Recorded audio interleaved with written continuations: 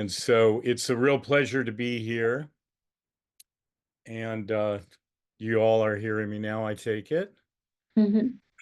And as Tracy mentioned, I'm going to be presenting in a slightly different format than previous presentations. And to value your time,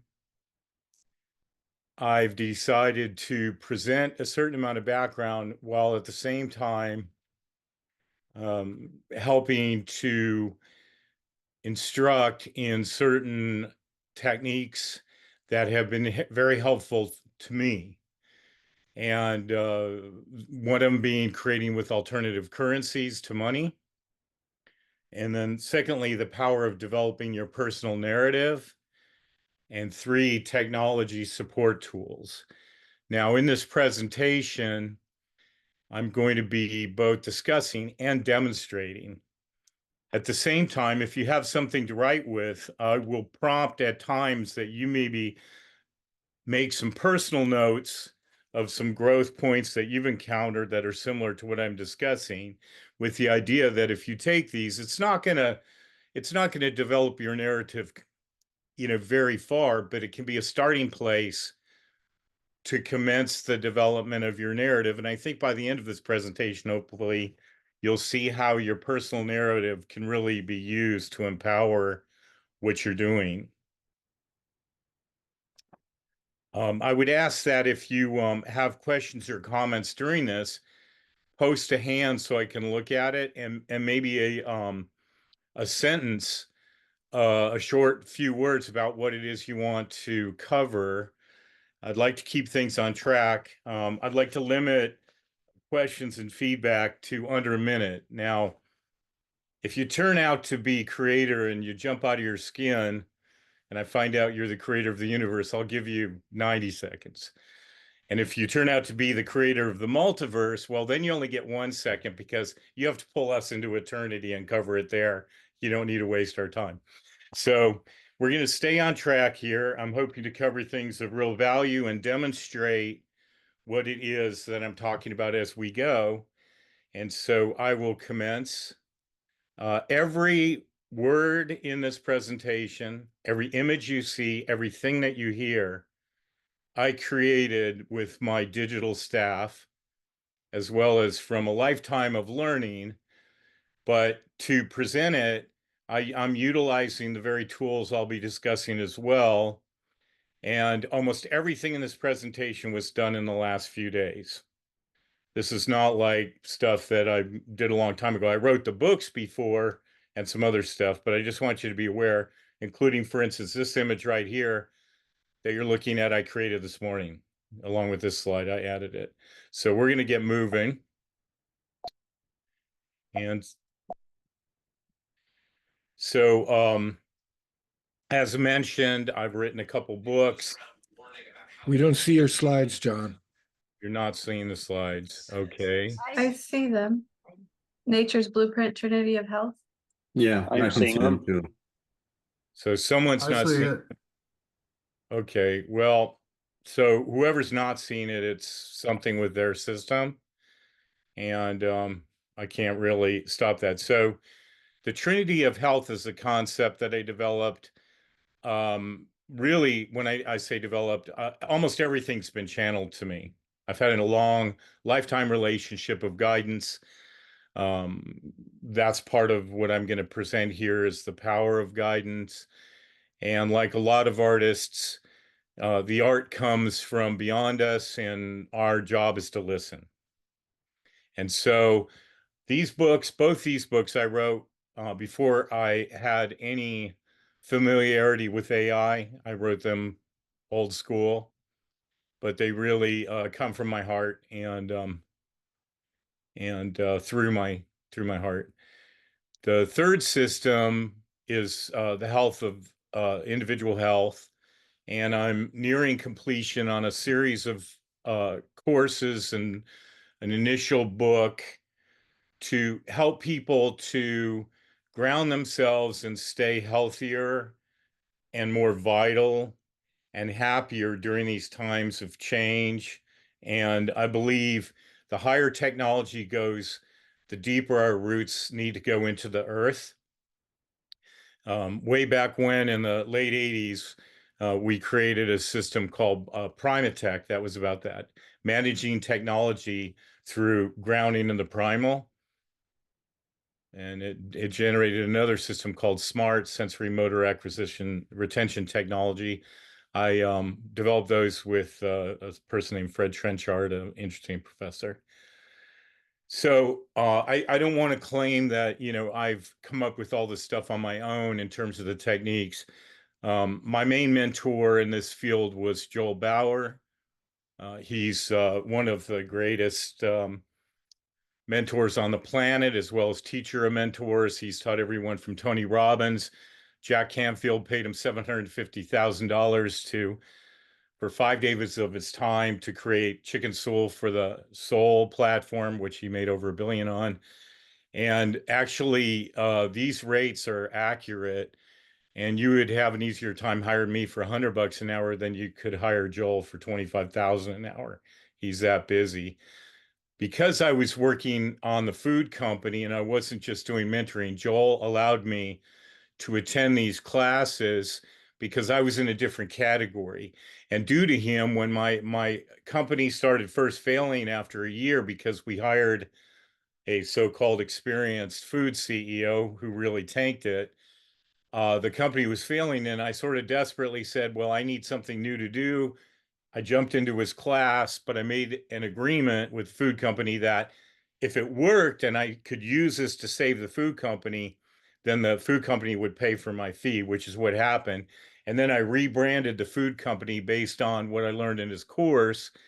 And it became Go Beyond, better for you, better for the planet. We can do 25 gallons of a healthier milk for less environmental damage than 1 footprint of dairy. It really works. So thank you, Joel. I also want to mention Louis Nader has been my personal film school and has taught me script writing, dramatics. He taught me to production manage. He got me working in higher levels in Hollywood. So he's been one of the most generous people in my life. And I just would be remiss to not mention him. So back when I first was in classes with Joel back in 2014, and I did several. I've spent about 200 hours with them in small groups mainly. But I came up with some of these ideas then of empowering those who are trying to help the earth. And I'm dedicated to people like yourself who are up to something important. Honestly, I have zero interest in helping some greedy guy make more money. No interest to me whatsoever. In fact, I hope the money goes away on that level and that we start to use it as a real means of exchange rather than accumulating fortunes, which in my book I describe as exactly the same physiological process as cancer creating tumors. And it's amazing the way rampant, unbridled capitalism functions exactly like cancer. And I've laid this out. It's in Activating the Career Spaceship Earth. These are some of the practices that I'm developing courses on. I'm hoping to extend my learning and support system in these areas to people like you. I'm working with some people on this call right now, but for the sake of maintaining confidentiality, I'm not going to go into that. But there's some people even on this call right now that are absolutely stellar, world-class creators, and almost everyone on this call has made significant positive impact. And I thank all of you for that. And so I want to just take and establish a little space here. Let's take a minute. Nature's blueprint, show what's true and right. Seeds of change to nurture day and night. From mountain peaks to oceans deep and blue, we pledge our hearts to earth forever true. Nature's blueprint, light our way. On spaceship Earth, make your stand. United we can shape a brighter day, guardians of our mother's sacred land.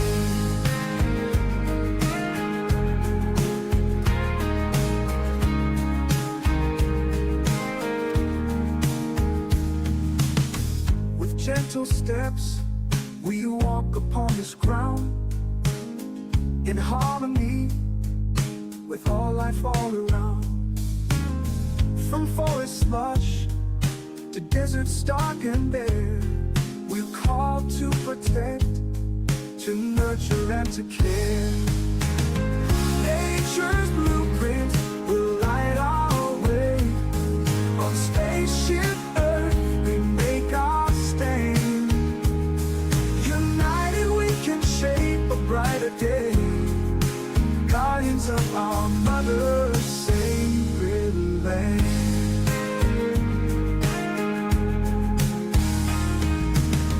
In cosmic dance we spin through starry night, one precious world, a beacon shining bright. The future seeds we plant with loving hands, across all nations, culture, seas and lands. With open hearts and minds that seek to learn, for balance, divine guidance we earn. In every choice, in every step we take, a better world together we will make. Nature's blueprint help light our way. On spaceship Earth we made our stand. United we have shaped a brighter day, guardians of our mother's sacred land.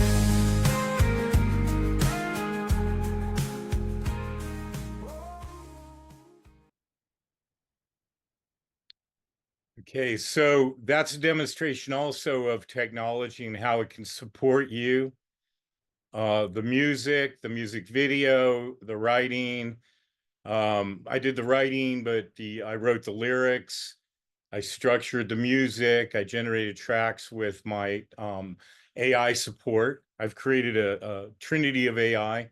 I trained my AI in ancestral wisdom and grounded ethics before it starts helping me. And so these are some of the major currencies we're going to look at today.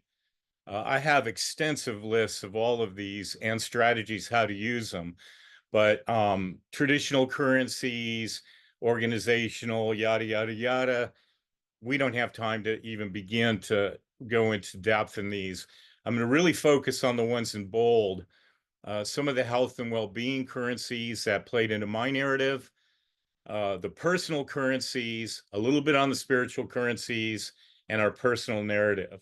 And I believe that we can do those topics justice today. In this new era of cascading and increasing challenges, we must redefine success through a clear lens focused on sustainable practices, while using and innovating alternative currencies of creation. Mentorship can, in time, transform businesses, guiding them to embrace practices more harmonious with our coexistence with the natural order of life, as well as utilizing the future of AI, which will be trained with ancestral wisdom and foundation ethics of the highest order. Conscious marketing must be more than slogans and campaigns. It must be deeply rooted in our practices and guidelines. We're not just consultants, we must become architects of a holistic economy where every project fosters community, health, and creativity. Together, let's reimagine value and elevate our impact. My personal purpose through nature's blueprint is to help support and empower those who are already working toward the same goal and are already on the same team that I work for, the divine creator of all, particularly the world's ecological engineers, social evolution leaders, and higher thought mentors with true ethics.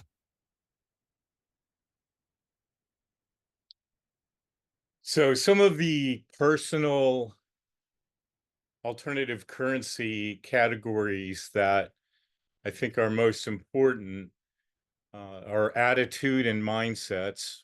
I have the better part of a book on mindsets alone.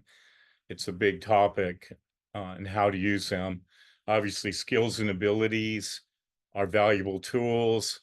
Our productivity and our work ethic can make a huge difference. Emotional intelligence, interpersonal qualities, huge thing.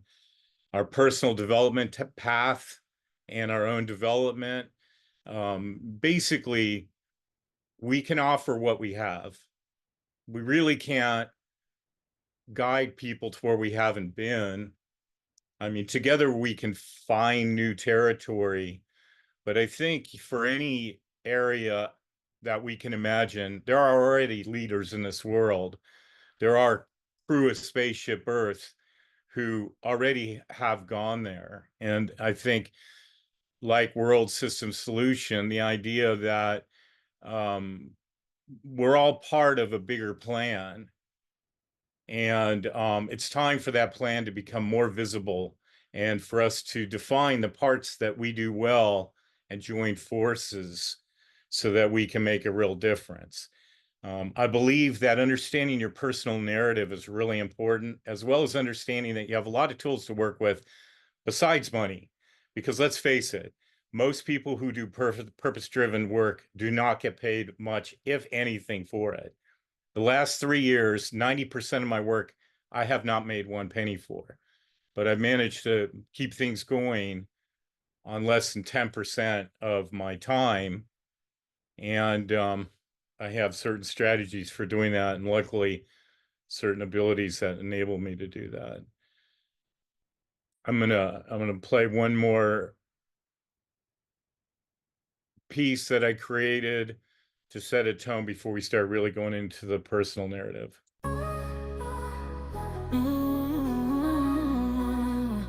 Standing at the crossroads where past and future meet. Each choice a frame in life's grand reel. Your story's unique, yet intertwined with the world you're trying to heal. At the crossroads of your life, where moments converge like a snowflake's design.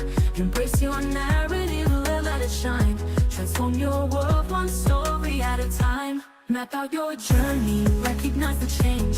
Swag your soul, address the range of strengths and weaknesses, they're all a part of the masterpiece you'll create with your heart.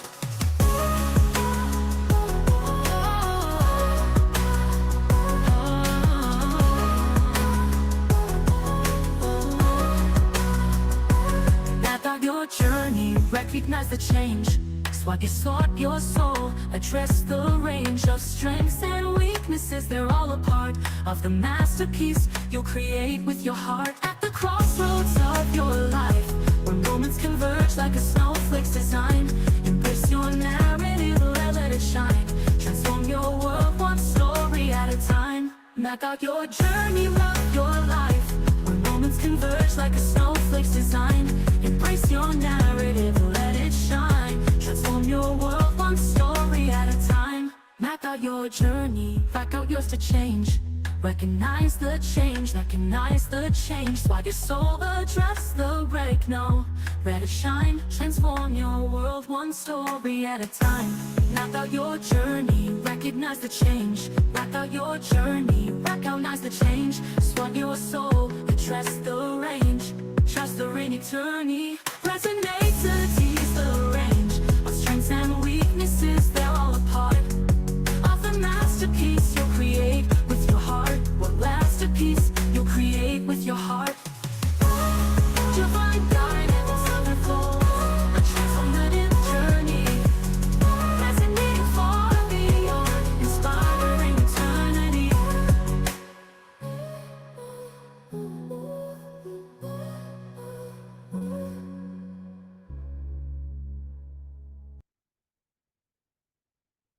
I believe your personal narrative is the source from which you can draw some of your greatest creative strength and power. And I'm dedicated to helping people to understand their narrative more, and be able to tell what it is they have to share with tools that are now available.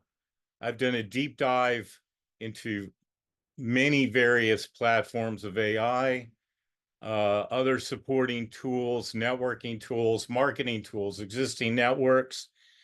And Nature's Blueprint is really geared up. I'm timing it to release it in January. The website's being built, the platform's being built. I'm developing various learning curriculums. Almost everything goes into the nonprofit. I made a lot of money when I was young. I was in the top 1% of earners until I was 26, when I realized I was becoming a high lieutenant in the Army of Darkness. And then I went the other way. So when I make money, I take money and I put it to work. And I have actually lived for the last 16 years, keeping my personal income between $2,000 and $2,400 a month, and supported raising 2 boys on that money. And so I've lived in the poverty zone for 16 years.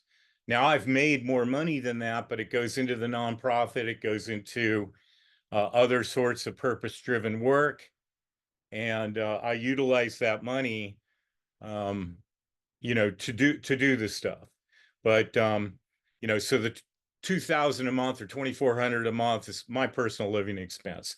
And honestly, I'm proud to be one of the world's greatest losers. And I believe losing is better than winning on almost every front. And if you really analyze it, our success model is really a sickness. And accumulating and hoarding is not success. It's a spiritual journey, and we should utilize as little as possible to get there.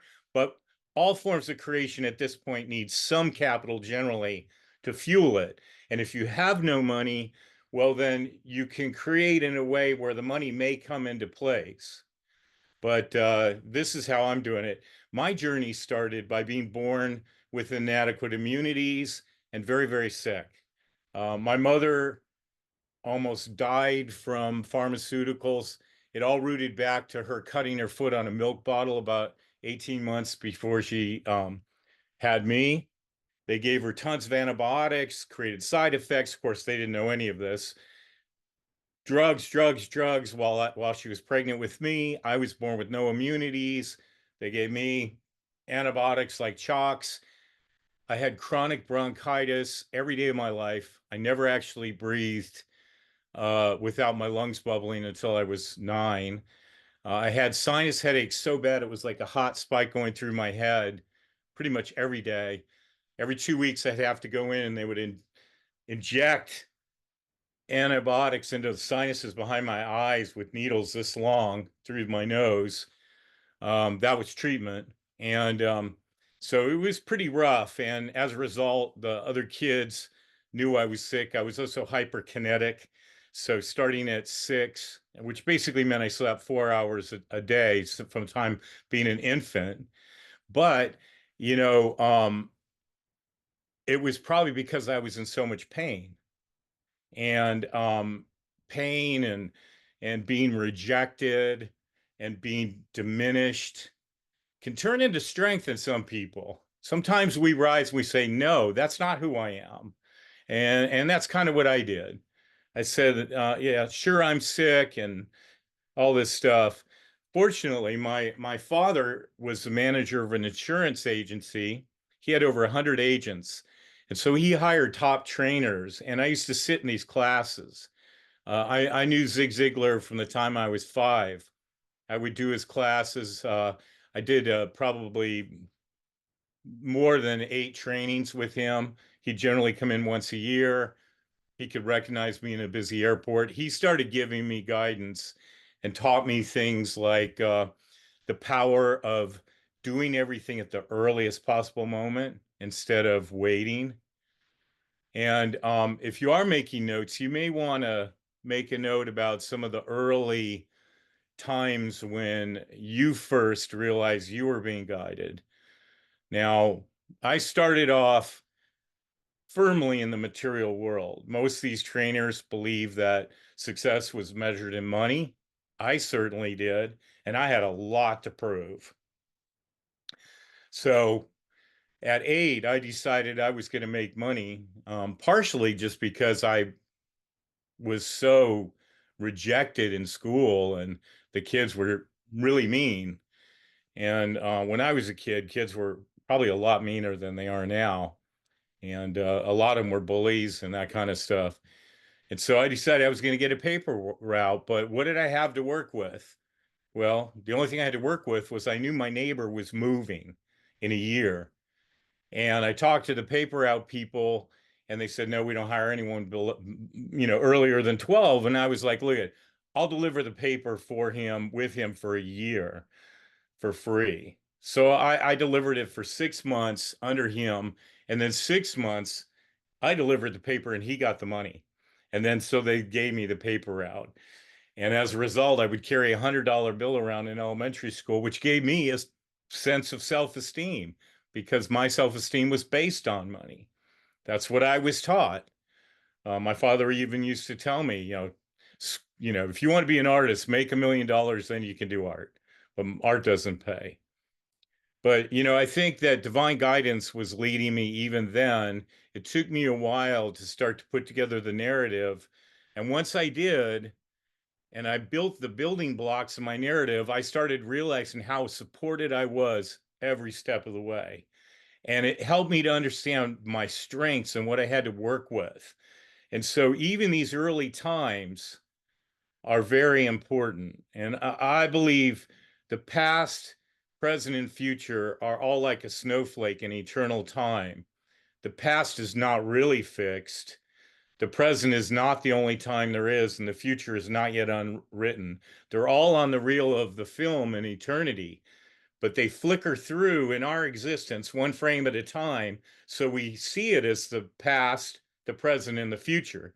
But in eternal time, if you even rewrite your narrative in the past, it will change your present and the future. It's like a continuum. And likewise, as you evolve in these things, maybe many of you are beyond where I'm at now, I discovered that you can even communicate with your future self that can help guide you from where you're at now to where you want to go. But that's a little more advanced curriculum. So being sick, my parents split up, not because I was sick, although I probably blame myself for that. At 9, we moved, my parents separated, and my mother needed a nanny because she got a job with a chiropractor that was a fruitarian and wanted to be an aeritarian. He was pretty far out there. This was in the, right around 1970. And so he was way out there. And we had a neighbor, and my mother asked if she could help as a part-time nanny. Turned out she was the 10th generation yogini from Pakistan. Her husband was a multi-generation yogi, and she was an Ayurvedic healer and master. And the house caddy corner to us was a yoga commune. So I was already used to getting up at 4 a.m. to deliver the paper, and we moved away from there. And so she was like, well, come in. We do sadhana every morning at 4. You're already used to getting up. Come over, do it with us. I did. She started using Ayurvedic healing and teaching me all these forms of yoga, pranayama, kriya, hatha, basically all the yoga forms.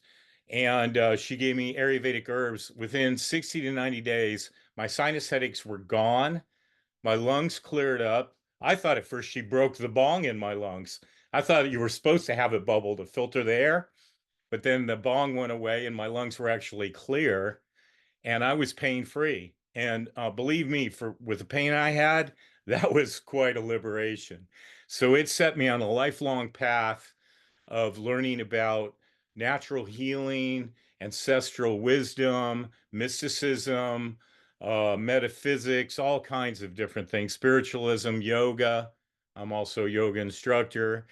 And I think because of yoga and these things, I'm a competitive sporting person at 65. I play competitive tennis with people half my age who had played in college. I don't always win, but I do well. And I have basically no joint issues. I have one lower back issue that happened because I face planted racing motocross at 18 at about 70 miles an hour, and pretty sure my butt hit the back of my helmet, and I was in traction. So I've had to keep that at bay. But yoga and these practices have helped me to where my most recent health scan showed that I'm in better condition than 95% of the men between 20 and 50, and 99.99% of the men over 60. And that's regarding oxygen uptake, muscle mass ratios, and this kind of stuff, comprehensive body things. So it's definitely working. And I'm not nearly in as good a shape as I could be, nor am I a highly disciplined person by any means. So when we moved, I needed money still. I didn't have a paper route. And they were tearing down this huge apartment complex down the road from my house. I approached the guy and I said, I need work. And I was like 12, and he was like, look at, you're too little. And I'm like, well, is there anything that nobody else will do? Well, there was one job.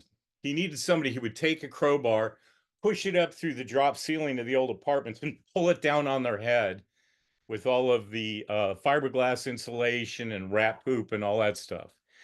And so I was like, sure, I can do that. I did that for 6 straight weeks.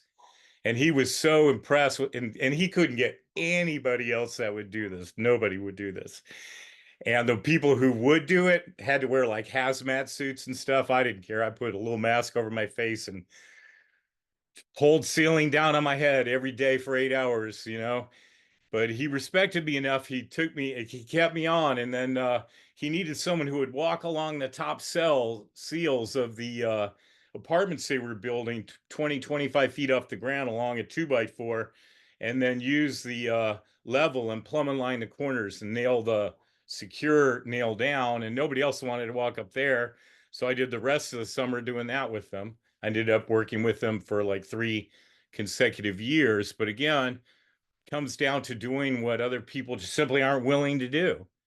And that was also part of what Zig taught me, which was, become irreplaceable and indispensable, valuable support system for people. And if you can do that, you're going to always have work with them. And so it goes along with a philosophy that I have, that if you want what you're doing to make money, have your clients make more money because they're using it, because they're using you, if that's a money thing. If you want to, be purpose driven, then you need to be able to empower them. And it's through empowering others, you empower yourself. And I really believe that. So I had learned self-hypnosis from the psychiatrist at 5 so I could sleep more than 4 hours a night. So I'd been doing self-hypnosis for like 8 years, and I came across the Barris Foundation, Hypnos Morpheus, and they took me in and started mentoring me. And I've had a whole succession of mentors, really some very impressive mentors. I'm not going to mention most of them. But they taught me how to take self-hypnosis and turn it into clinical hypnosis. And one of the highlights was that 16, I created a course under their guidance where I taught and I instructed law students that were about to take the bar exam how to use hypnosis to do better on the bar exam.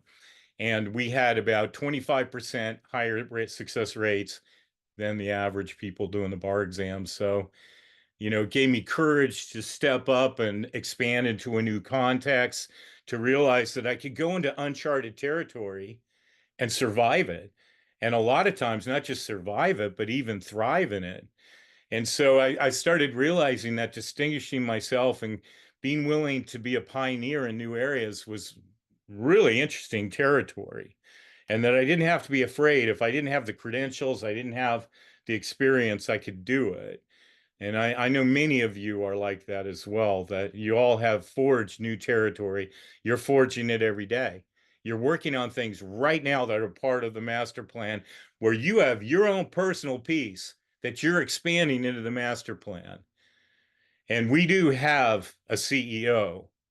Now that CEO is, dreaming this universe, in like 16 dimensions away from us, but still paying attention, I'm sure. So I needed to have more money to mend my broken self-image. And so I passed my real estate exam at 18. I did so well for the first year working part-time in San Diego that the largest real estate company took notice of me. They offered me a job, but said I had to move out of San Diego because I was beating out their competition. They flew me around to about 8 cities. They gave me a choice of like 16. I chose like, 8 that I wanted to check out. Turns out when I arrived in New Orleans, that was the spot for me because it was a new office. I became a more senior level person immediately because they had bought a new company and they needed somebody who understood CBRE, which at the time was called Coldwell Banker Commercial Real Estate, but they're the largest commercial real estate company in the world. I've worked for them in 2 different periods of time for a total of about 15 years. So I was assigned heavy industrial, which meant I was representing factories, plants, barge draft, frontage that was mainly oil tubular goods and towboats, and deep water footage, which was shipping companies and petrochemical and other chemical plants that needed the river to pump their poisons into. Turns out my clients were the world's worst polluters, and which was quite a thing. I ended up getting poisoned with heavy metals. I actually got nuclear contaminated. At the time, this attorney kept hounding me, telling me how evil my clients were. And then when I got sick, I was like triathlete. I was in my early 20s. I worked out 20 hours a week. I was used to not sleeping much, so I'd work out from like 4 in the morning till 6, and then again in the evening. And I just passed out. And then I started, just collapsing. And it turned out it was from heavy metals that I'd picked up. And I realized I was becoming a high lieutenant in the Army of Darkness, representing. And so I quit. Just as my income was about to pass over into $1 million a year plus range, I walked away. And I was bringing a lot of the business into that office. So, man, they really thought I lost my mind for sure. During that time, though, I met these people. I had this one factory called Coflexip from France, and I tried to sell them a factory to build high pressure flexible oil pipe. And they went around me and screwed me, but I'd met the head engineer, and he had told me how unhappy he was with them. And so I introduced him to an attorney friend of mine who I knew started a oil field service company that wasn't doing very well, David Vosbane, and he pulled together a team and they created Wellstream. And I got a 2% fee for putting together, introducing them in the beginning. This company then 15 years later sold for 240 million, then sold again in 2003 for 1.3 billion. And so this was something where it was just being in the right place, relationships, relationship building, seeing and sensing the time and opportunity, and then utilizing what I had to work with and putting together the opportunity and be willing to take a chance here by basically introducing the engineer to these new people. But I knew he was unhappy and their company screwed me out of a commission. And so I felt justified and it worked out. I also met a group of people that were the largest. They produced Jazz Fest, Tag and Dwayne Richardson. And they wanted to get a small warehouse to put equipment in and to base for doing Jazz Fest. As I was getting to talk to them, I started thinking creatively and out of the box. I knew I wanted to align with these people.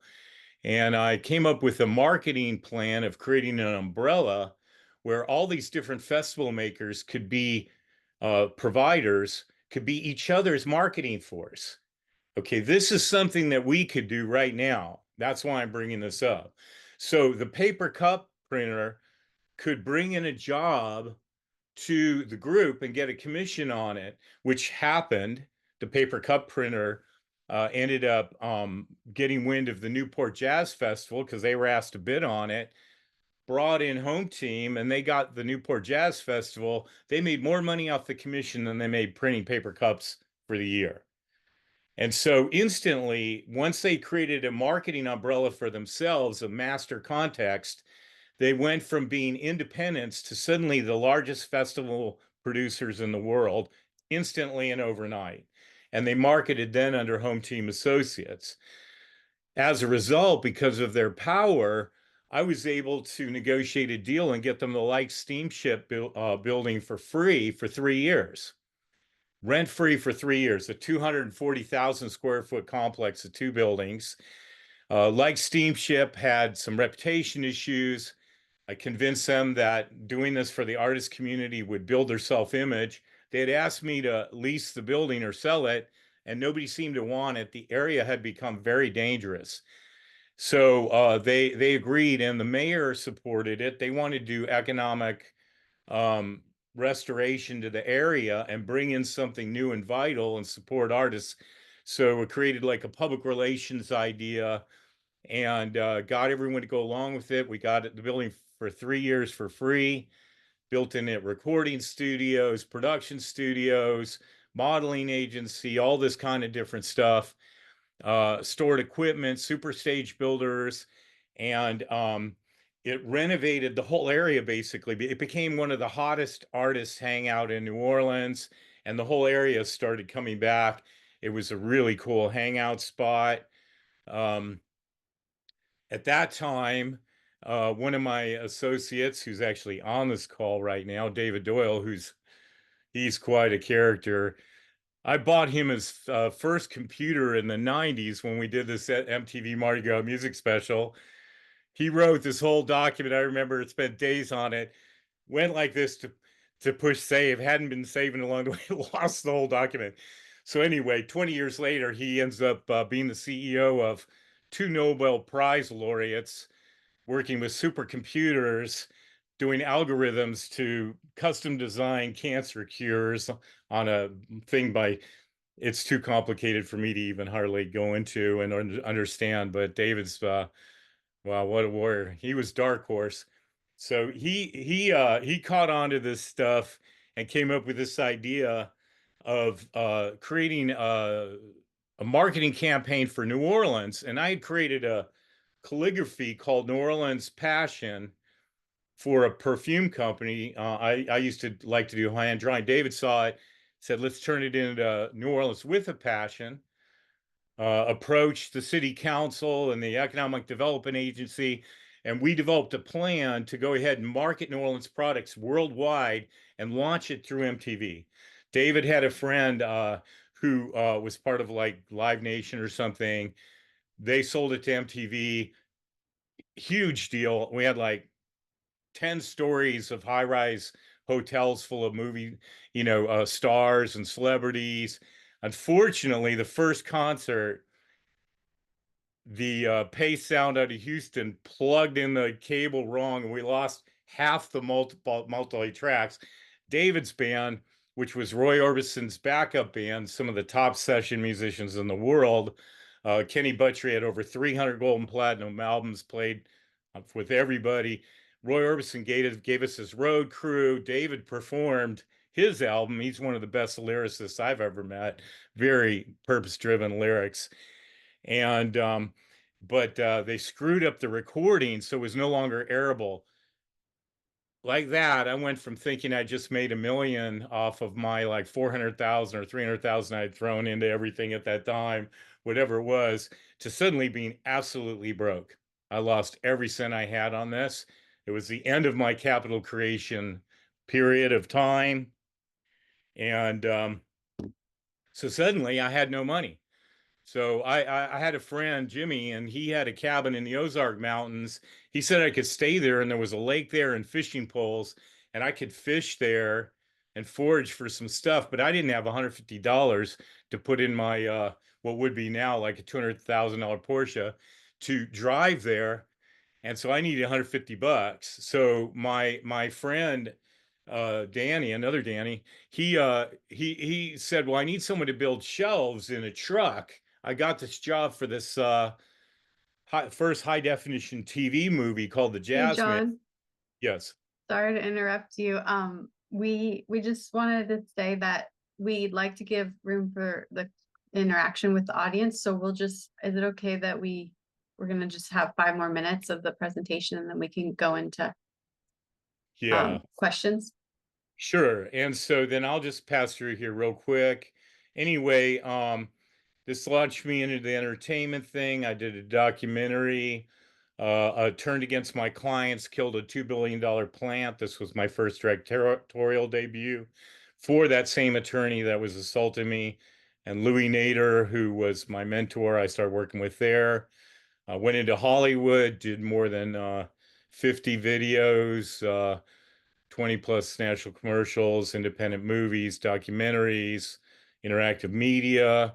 I got this mansion, which was a hangout site built by Rudolph Valentino. I lived upstairs in part of it and ran my production company out of it until George Bush smoked a joint and got this cracked comic magazine and watched Wag the Dog. And in his stoned euphoria with Cheney, came up with the 9/11 plan, which fell on our production company and also on my sci-fi channel, my sci-fi series I was developing with Coppola and American Zoetrope Sci-Fi Channel and Viacom. Suddenly it all changed.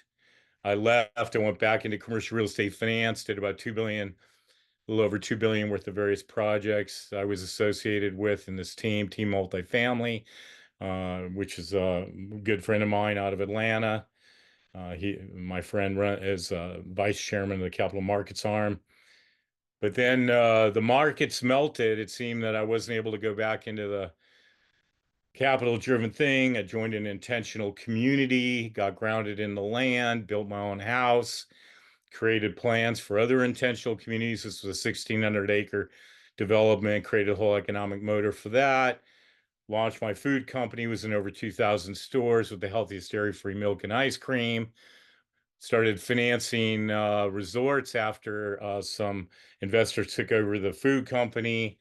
I had a dozen major resorts with health elements. This one had a 1,000-acre nature reserve behind it. The native Hawaiians were building a native village. So if you stayed in this resort, you could choose to go stay in a hut and go back in time 500 years living with the native Hawaiians. We had 3 of these, one on Oahu and one on Maui that we were developing. And then they all caught COVID and died because all the resorts shut down and the developer couldn't handle it. That's when I came around, decided to get involved in a purpose-driven thing, do Nature's Blueprint, and finish with that.